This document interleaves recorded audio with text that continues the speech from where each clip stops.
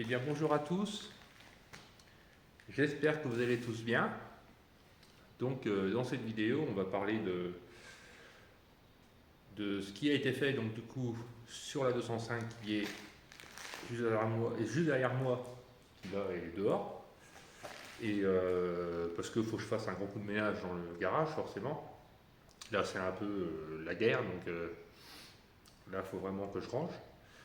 Et donc du coup ouais, on va voir qui a été fait sur la 205 et ce qui est à faire après, parce qu'il y a encore un peu de boulot malgré tout à faire pour qu'elle passe au contrôle. Donc on va voir ça de ce pas.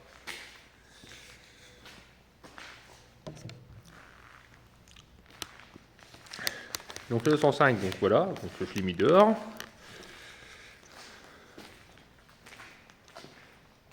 Donc on va faire le tour.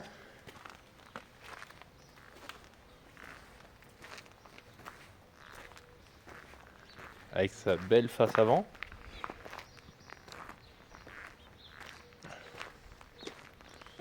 Bon, faut faire extraction du capot. Voilà.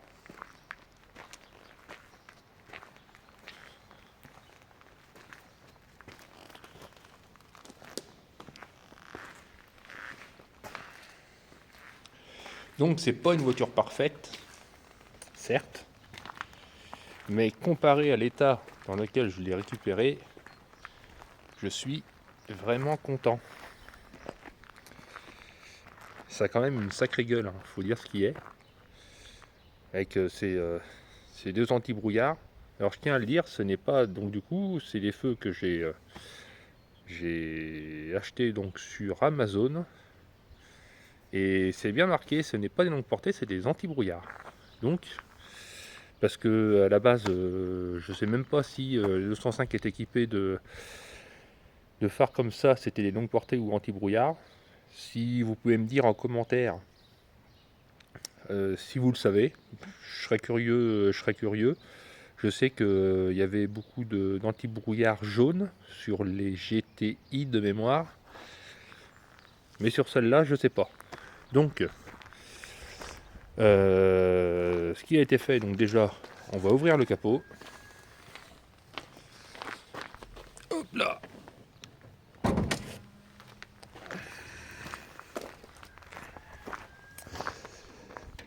Et on parlera de la carrosserie après, forcément. Mais c'est pas la priorité pour le moment. Donc voilà le moteur, donc 1,8 litre ou 1,7 litre diesel, hein, comme vous le sentez. Le 1 litre 8, quand vous voyez une annonce, c'est marqué 1 litre 8, c'est, en fait c'est le 1 litre 7, et quand vous voyez une annonce marquée 1 litre 7, c'est le 1 litre 8. Ça fait 1760 des bourrettes de centimètres cubes. C'est pour ça que l'on dit 1 litre 7 ou 1 litre 8. Donc le moteur tourne très bien, ça il n'y a pas de souci. Quand j'ai récupéré la voiture, du coup, elle avait été accidentée. Mais très mal réparé et accidenté de ce côté-là. Alors le berceau, c'était un berceau d'occasion qu'il y avait dessus là.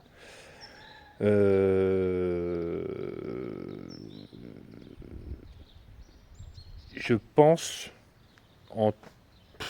comme ça, je pense qu'elle avait dû manger un fossé. Pas méchant, hein, forcément, mais un petit fossé quand même. On peut voir les stigmates de l'aile, je sais pas si vous allez voir, voilà, qui a été redressé, pas mal redressé quand même, hein, malgré qu'il reste encore des petits trucs, voilà, une petite bosse là, tout ça. Et qu'est-ce qu'il y a, c'est qu'elle avait été mal redressée, mal réparée, et ce qui fait que toute cette partie ici, là en dessous, au passage de roue, en fait la peinture était passée, la rouille était passée en dessous de la peinture du fait que comme elle avait été pliée, la peinture était craquelée, ça n'a pas été repeint, et du coup là c'était bien rouillé. Tout le passage de roue là, de ici, voilà, on peut voir ce que j'ai refait du coup. Voilà. De ici jusque la demi-face avant, qui est ce qui tient les feux en fait. Donc c'est cette pièce là. En fait tout était rouillé, tout était plié. Là, commence à avoir un petit peu de rouille aussi également. Donc là, pareil, j'ai coupé la partie malade et j'ai coupé un morceau de tôle de la mesure exacte et j'ai ressoudé. J'ai traité anti-rouille, blacksonné, donc là, du coup, il n'y a pas de problème. Et de ce côté-là, voilà, c'est là que j'ai mis vraiment beaucoup de temps parce que du coup, j'ai reformé une tôle vraiment pour le passage de roue. Donc là, c'est vraiment la carrosserie, honnêtement, c'est vraiment un vrai métier et je tire mon chapeau aux gens qui font ça vraiment à longueur de journée. Honnêtement, je leur dis bravo. Je sais pas si vous allez voir quelque chose. Donc j'ai tout, bah voilà, vous pouvez voir, j'ai tout en fait sous ma tôle, j'ai tout traité anti-roue, tout reblacksonné. Là la face avant du coup là, elle est toute neuve, j'ai tout jointé avec du silicone spray de carrosserie également. Et j'ai tout réaligné pour que le phare et le clignotant s'emboîtent parfaitement. Et que du coup, que quand on ferme le capot, et que tout s'aligne en fait par rapport au capot parfaitement. Donc là je suis parfaitement symétrique d'un côté comme de l'autre.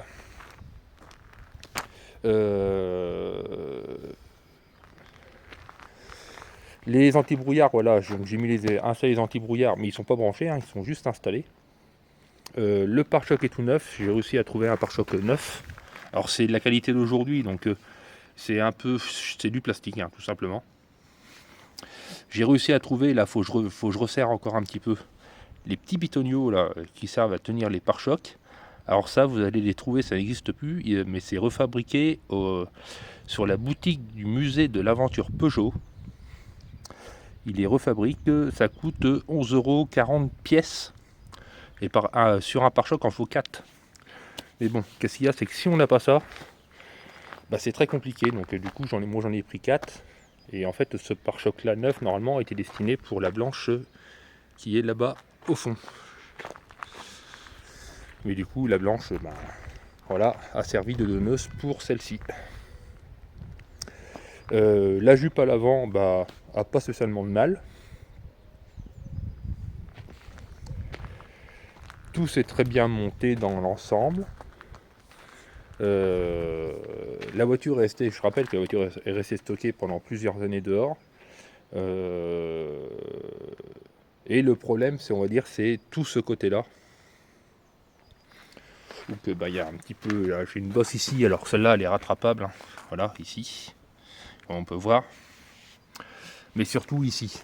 En fait là je pense que ça c'est les enfants qui descendaient de la voiture, parce qu'ils garaient leur voiture à côté.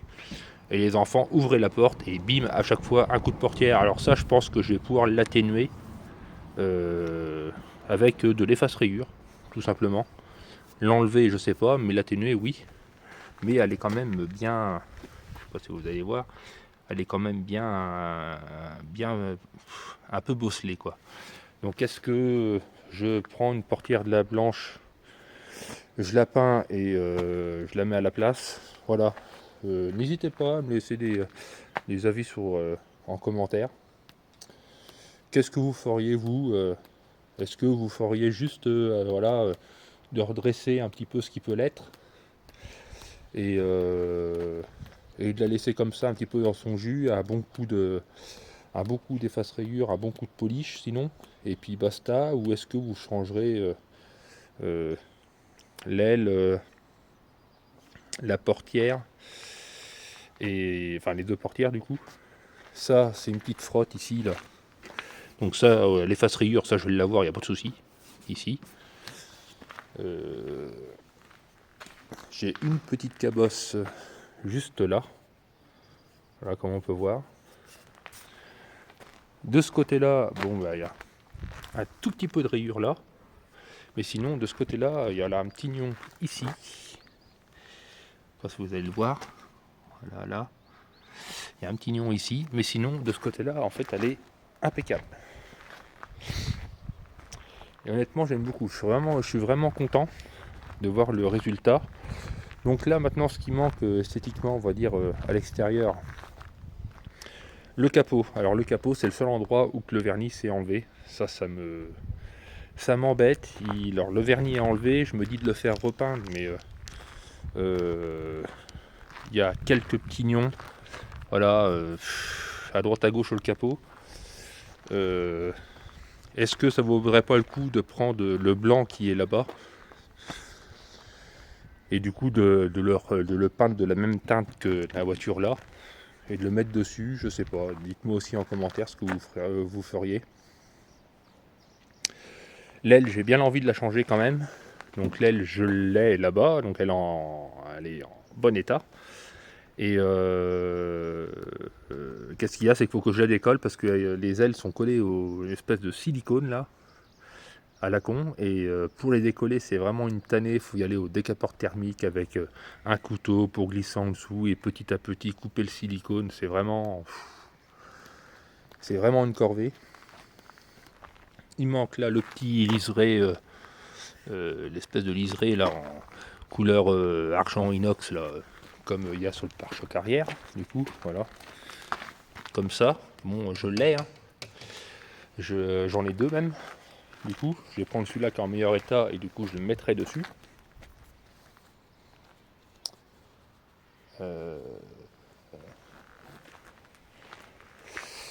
Et ce qu'il reste à faire, hein, c'est l'intérieur. Alors l'intérieur, il y a du travail, forcément il y a un bon coup de nettoyage à faire. Et que les sièges sont pas déchirés, ils sont pas abîmés. Le seul hic, alors je vais vous faire voir, c'est ça. Voilà. Donc là, manière j'avais prévu d'enlever toute la, disons toute la pas dire la moquette, mais moins les deux sièges et la banquette arrière, pour vraiment tout nettoyer parce que voilà, elle est dans un état. Regardez, il y a un peu noisi, machin. Donc j'ai investi, là je vais le recevoir le courant de la semaine prochaine dans un aspirateur à eau pour justement tout décaper, tout décrasser et en même temps faire un coup sur les sièges aussi également. Et ça du coup je vais souder. Voilà. Et je vois que ça a essayé quelqu'un a essayé déjà de disons d'essayer de le réparer. Il a laissé tomber et du coup voilà, la pièce en fait elle est à l'envers. Normalement elle devrait être de l'autre côté parce que là c'est le côté qui est pas peint. Et là du coup la pièce voilà, elle est à l'envers. Donc là ce que je vais faire c'est que je vais démonter la pièce, je vais écarter la moquette au maximum et puis je vais ressouder la pièce bien comme il faut et puis voilà, ça sera réglé, ça sera solide comme au premier jour. Un coup de meulage, petit coup d'anti-rouille, un coup de peinture et puis c'est réglé. Faut que je remette le levier de vitesse donc de la 205 blanche sur celle-ci également parce que là il n'y est plus. Ça c'est la petite fantaisie parce que je voulais absolument l'autoradio, je remets un autoradio à cassette. J'en ai trouvé un que je vais recevoir courant de la semaine prochaine normalement aussi, avec quelques cassettes mythiques, on va dire des années 90.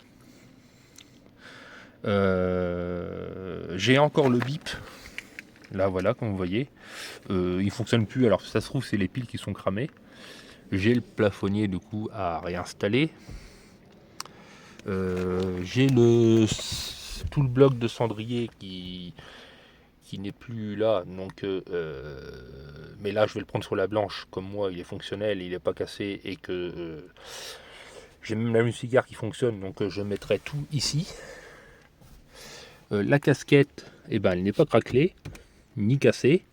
Voilà. Sur la blanche non plus. Donc malgré tout, voilà.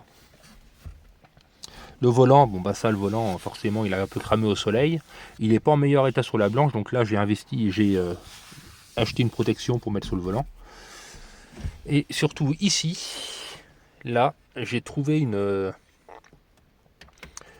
pièce là de 205 avec 5 trous en fait. On peut mettre 5 boutons.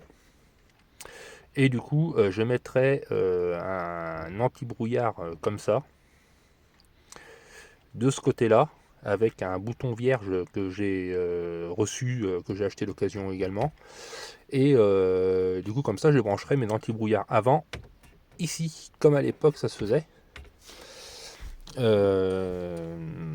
Voilà, et puis il y a un bon coup de nettoyage, les vitres électriques fonctionnent. Là, j'ai un souci avec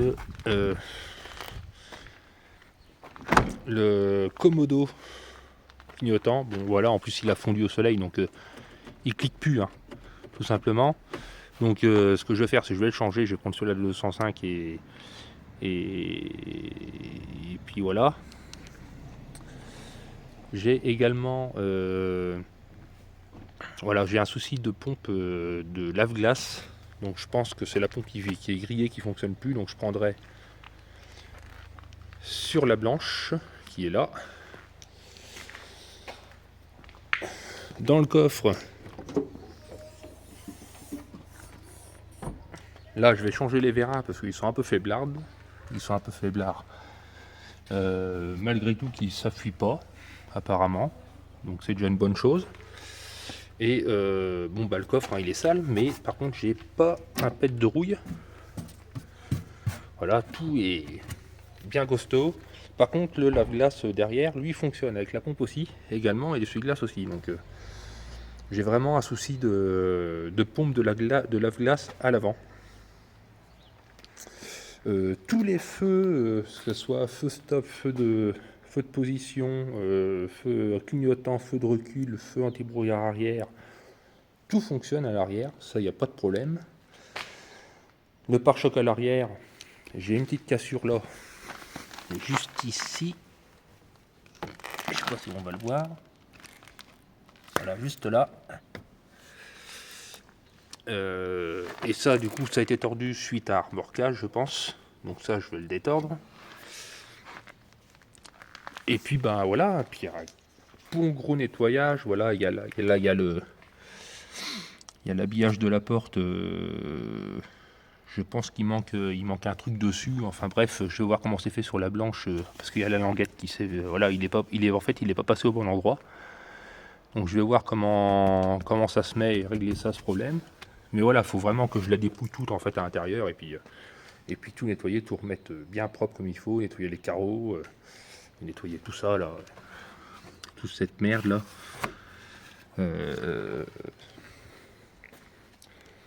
Et voilà, honnêtement, elle est vraiment. Je la trouve vraiment belle même comme ça. Voilà, si vraiment le capot serait. Si le capot serait pas dans cet état-là, honnêtement, je pense que je la laisserais comme ça. Un bon coup de nettoyage extérieur, un bon coup de. Voilà, un coup de polish dessus ou d'efface rayures, voilà, vraiment pour la faire briller et effacer un maximum de. Un maximum de rayures, quoi. Bah, ça serait bien en fait. Ça serait bien. Là, au niveau du pare-brise que j'avais redressé, ben voilà, hein, j'ai fait ce que j'ai pu. Hein. Mais par contre, c'est étanche, hein, et la flotte coule pas ni rien. Donc ça va rester comme ça, hein, je le dis. J'ai encore les déflecteurs qui sont là d'époque. Je vais pas trop y toucher parce que j'ai pas envie qu'ils se cassent. Ça c'est typique. Ça rappelle toute une époque à beaucoup de gens. J'ai pas trouvé des enjoliveurs d'origine et quand on en trouve ça coûte une fortune, donc j'ai mis cela. Voilà, j'ai pris ça sur Autodoc pour 30 balles. Alors c'est pas de la bonne qualité, j'ai même, je crois, c'est celui-là. Ici, j'ai cassé une patte même en le mettant. Bon, mais honnêtement, je les trouve quand même jolis. Ça fait pas trop Jackie Tuning et ça donne un petit peu de modernité, on va dire, sans dénaturer le véhicule. Voilà, petite fantaisie. Donc dites-moi ce que vous en pensez de cette petite voiture. Déjà, comme elle est là. Le moteur également, hein, quand j'ai acheté le véhicule, le moteur là-dedans était cassé, suite à une distribution mal calée. Donc du coup, ça c'est le moteur de la blanche qui est dedans. Et du coup, c'était le même moteur que la blanche parce que c'est une sacrée numéro. Du coup, 1700 et des bourrettes de centimètres cubes, donc c'était du coup le même moteur que la blanche qui est là-bas que j'ai mis dedans. Donc là le moteur a 338 000 quelque chose, entièrement révisé. La caisse là a 281 801 comme marqué. Voilà, la pendule fonctionne encore, même le bouton ici fonctionne à la perfection. Là, il est pas, c'est pas à l'heure forcément, mais en fait, voilà, tout fonctionne bien dans l'ensemble.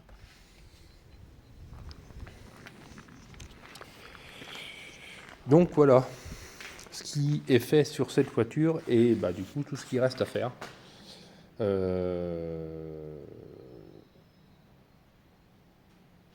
Ça, j'ai une question aussi que vous pouvez me laisser en commentaire de savoir. J'ai refait l'attelage qui est ici.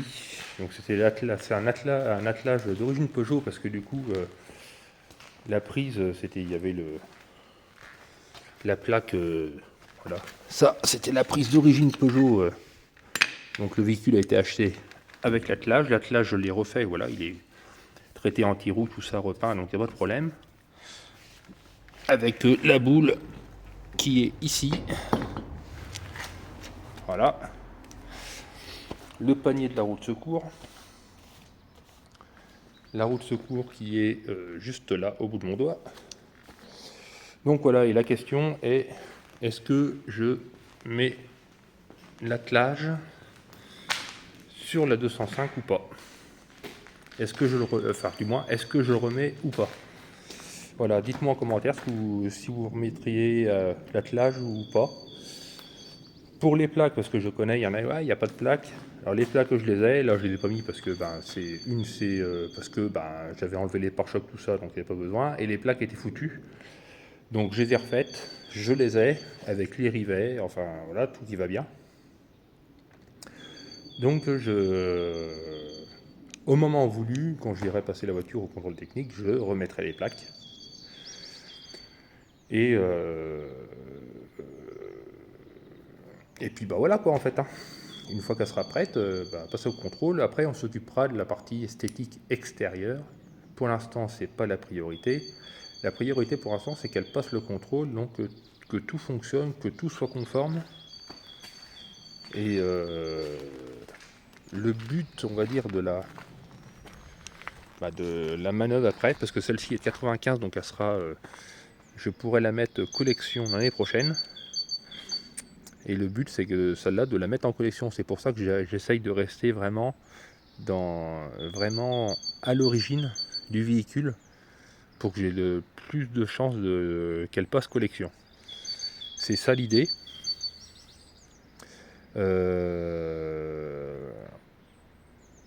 Voilà, pas mieux. Regardez-moi cette bouille. C'était vraiment une sacrée réussite cette voiture. Hein.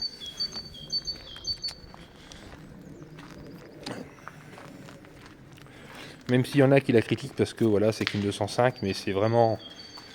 Cette voiture, c'est vraiment toute une époque. Et pour moi, alors je suis nostalgique, hein, mais c'est toute une époque, c'est une époque révolue. Et c'est bien dommage, qu'est-ce que j'aimerais revenir à cette époque-là où ben voilà, on faisait des petites voitures qui consommaient en dessous de 4,5 litres au 100, qui faisaient 790 kg. On pouvait loger 5 personnes dedans, c'était hyper fiable. On n'avait pas d'emmerde, on pouvait bricoler, on pouvait. On emmenait ça au bout du monde en fait, hein, tout simplement.